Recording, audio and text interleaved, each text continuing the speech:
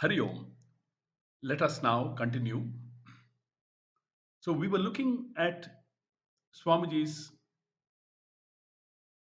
one of Swamiji's favorite statements, where he says, without Dvaita Bhakti, Advaita Jnanam is impossible.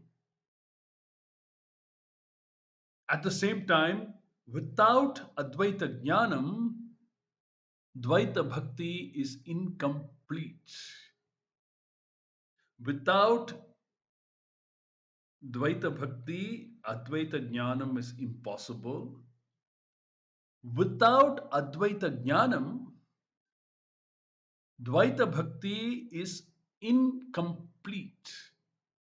Is incomplete. What comes out clearly in this statement is that Dvaita Bhakti is to be used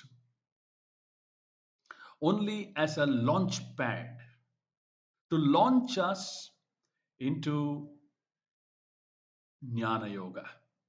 Dvaita Bhakti is the preparation ground, preparatory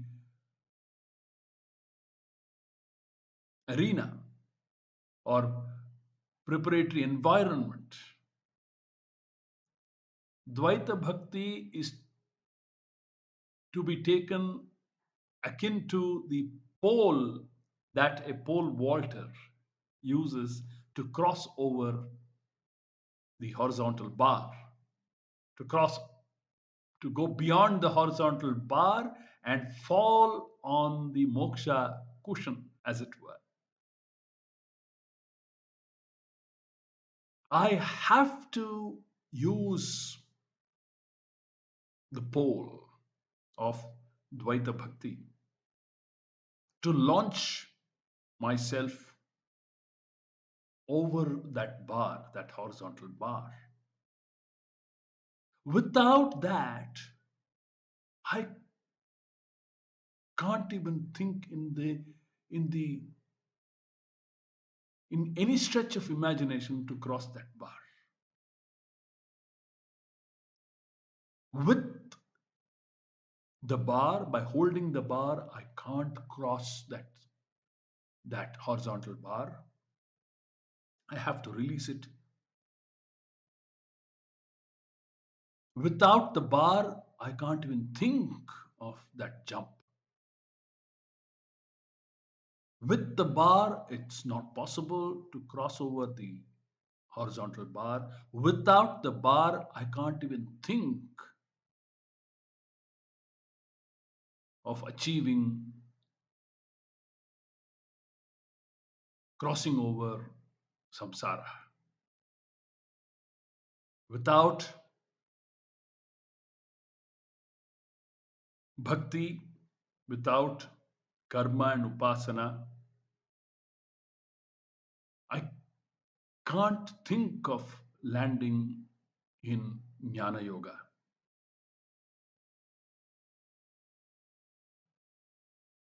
And without Jnana Yoga, the whole effort of karma and upasana will prove futile. This we must have a very clear understanding of. So that is what Swamiji is saying over here.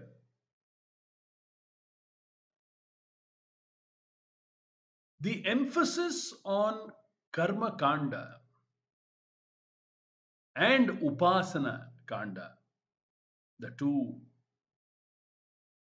portions of the Veda Purva Bhaga, serves a purpose. It serves a purpose. What purpose? It prepares the individual for the pursuit of jnanam. While these practices do not directly grant moksha, they are essential for purifying the mind and creating a foundation for spiritual growth. The rishis did not introduce these practices unnecessarily.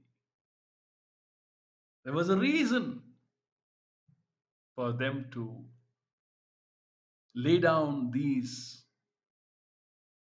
practices. They knew very well, if one diligently practiced what was directed,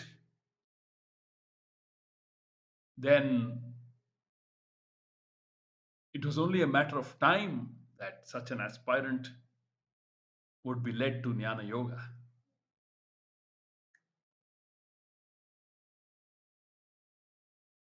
The rishis did not introduce these practices unnecessarily.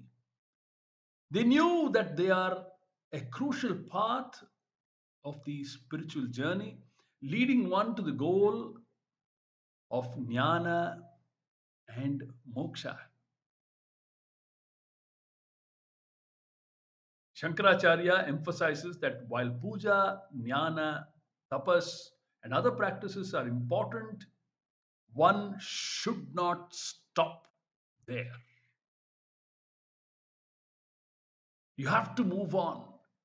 The travel is between Chennai and Delhi, New Delhi, on a Rajdhani Express. The destination is New Delhi. There are stops in between. But at the back of my mind, I must keep an eye on the signal and on tuning my ears to the hoot of that engine that signals the departure of my train from this intermediary station. I shouldn't get stuck. I must not get stuck in transactions in the intermediary station, lest I miss that train to Delhi.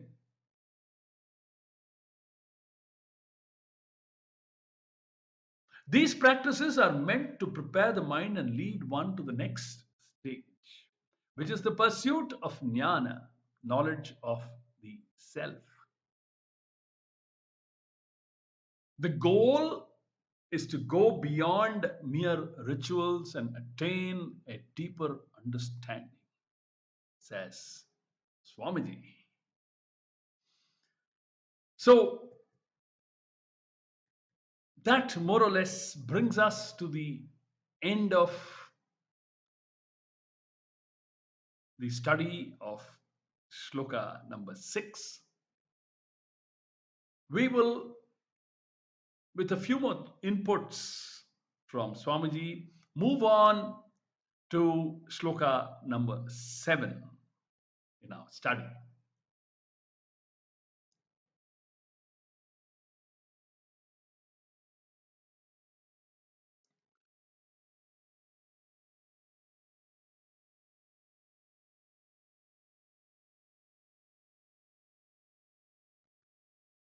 Swamiji, before going on to the next shloka, he repeats saying that without karma and upasana, jnanam is impossible, and without jnanam, karma and upasana are incomplete. So, based on this, Swamiji moves on to verse 7 of Vivekachudamani, which I will read now.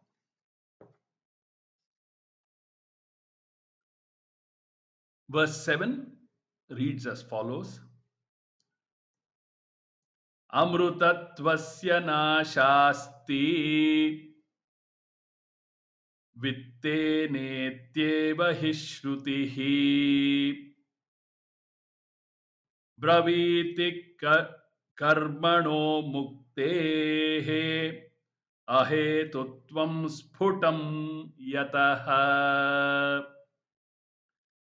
Amrutatvasya nashasti vittenetyeva hi shrutihi. Prabhiti karmano muktihi ahetutvam sputam yataha, says Shankaracharya in verse 7. Here is running meaning. There is no hope of immortality by means of riches. Such indeed is the declaration of the Vedas. Hence, it is clear that works cannot be the cause of liberation. Meaning, works meaning karma. Karma and upasana cannot grant liberation. Again, Shankaracharya emphasizes the importance of jnanam. What he wants to communicate, we will hear from Swamiji.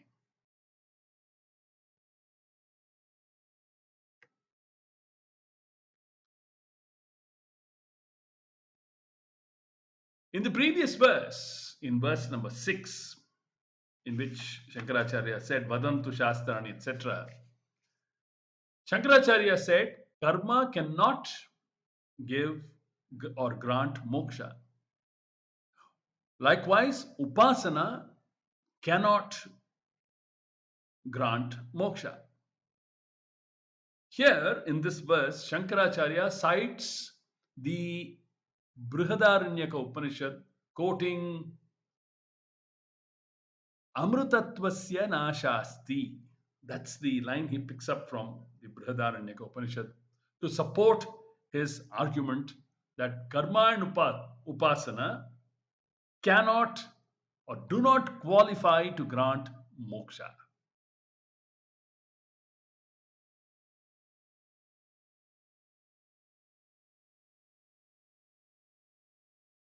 And Swamiji gets into a little bit of grammar here. He asks, how should the word na shasti be split?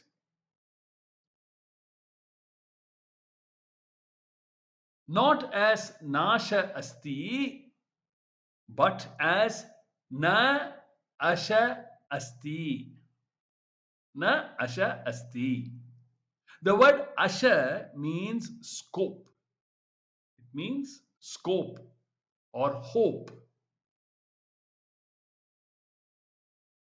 There is no hope for immortality through money. Vittena. Vittena amrutatvasya na asha asti. There is no hope. There is no scope to achieve moksha through money or, for that matter, through karma, etc. This Brihadaranyaka Upanishad says that money is not the cause to achieve moksha. Money cannot achieve moksha for you, period. Vittena ityeva hi shrutihi. This refers to the Brihadaranyaka Upanishad from the well-known Maitreyi Brahmanam.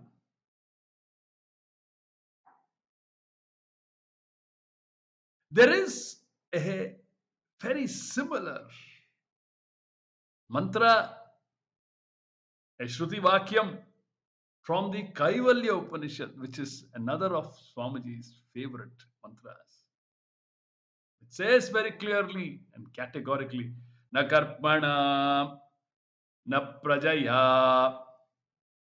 And then it says dhanena. It's not dhanena, it is that na is understood there. Na dhanena tyage naike amrutatva manashuhu. Here too, the same message comes through. Dhanena amrutatvam asha na asti. There is no hope, there's no scope of achieving Amritatvam, immortality, through money.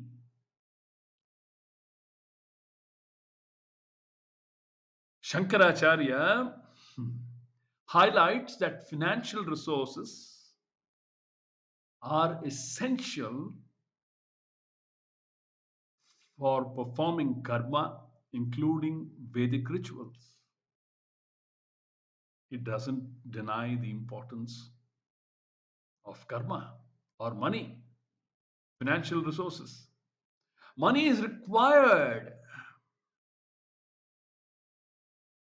for materials, dakshina, offering to priests, and other expenses. No doubt. Scriptures acknowledge wealth as a crucial means, karma sadhanam, for undertaking these rituals, emphasizing the role of financial resources in facilitating spiritual practices.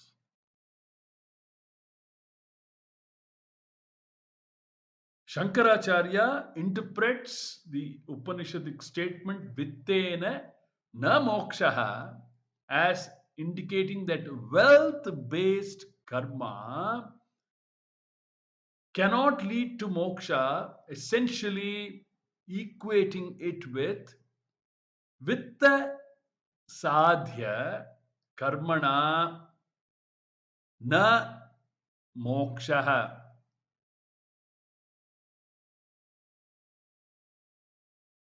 Moksha cannot be attained through karma facilitated by wealth.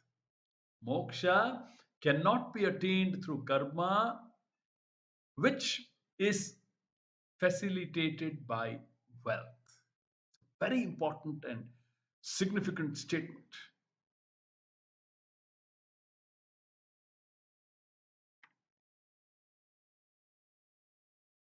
A lot can be talked about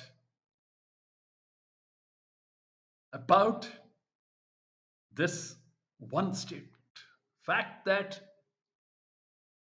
money, which is the cause which facilitates karma, cannot help us achieve moksha. We will pick up the thread of this interesting discussion in the upcoming capsules and take our study forward. Hari Om.